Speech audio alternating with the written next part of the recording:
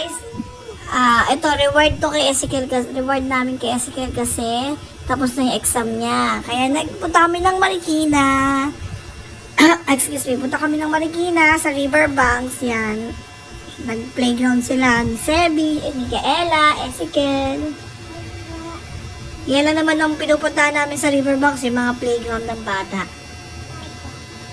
Yes. Tsaka yung mga damit nila pala. So, yung mga suot nilang damit dyan, galing sa Tito Macjo nila, galing ng Boracay, pasalubong sa kanila. Lahat sila, si Micaela Dress, si Sebi, tsaka si Ezekiel, lahat yan from Boracay. Yun nga, ang ating batang maliit, nagluluto, busy sa kanyang pagluluto. Luto ng luto dyan, kung ano-ano luluto. No, Ewa? Apa, So, ang bilans ni Micaela yan eh. Pero baka may magbigay, kaya hindi ko pa binibilan.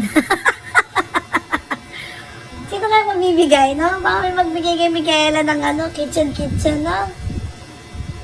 Oo naman siya. Sa kabilang side niyan, si Micaela, si Sebi, si Ezekiel naman sa may sushi.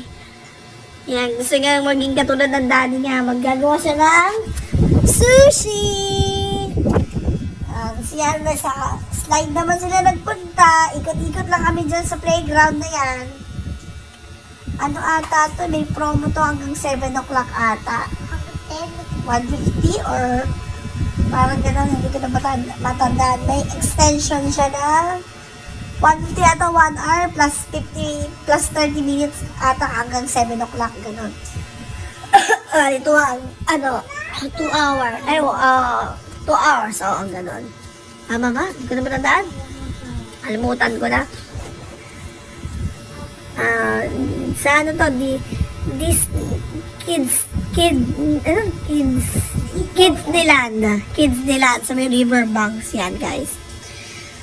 Then, yan, Friday yan, after school, pumunta na kami dyan. Tapos dyan na kami natulog kila Tita Anya. Kasi dyan kami natulog, wait lang, sorry. Tatakutin ni Ezekiel si Micaela kasi nung unang punta namin dyan, takot si Micaela dyan sa dinosaur na yan. Pero ngayon, hindi niya na, wala siguro, alam niya na rin kasi. Tinatakot ni Ezekiel, tinatry niya kung matatakot. Hindi naman natakot. Lipad naman siya doon, si Teacher Elsa, kinukumutan niya. Teacher Elsa, Teacher Rachel, bala. This is JJ. Si Rachel yun.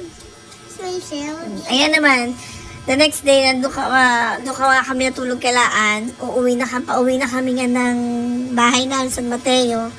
Dumaan muna kami dyan sa Riverbanks kasi gustong tikman ni Ezekiel tong kohi ba yan? Ano bang basa sa kanya? Basta meron siyang cheese sa loob. Oo, yung mozzarella cheese, yung gusto niya kasi yung humahaba. Sinamis nga yung ginagawa namin ganyan sa Egypt dati. Yun, niloloko niya Kuya Jello niya, tatago niya sana yung sinyalas kaso nahalata siya. Masarap naman siya, guys, yung binili namin. So, masarap siya pag mainit. Bumili kami ng 4 ata. Oo, 4. Isa kay Jello, tapos lahat kay Ezekiel kasi binaon niya rin sa school. Papatikim niya yung mga classmate niya. So, yun na nga, kami na lang nasa bus. Pauwi na kami. Yun lang. Bye-bye!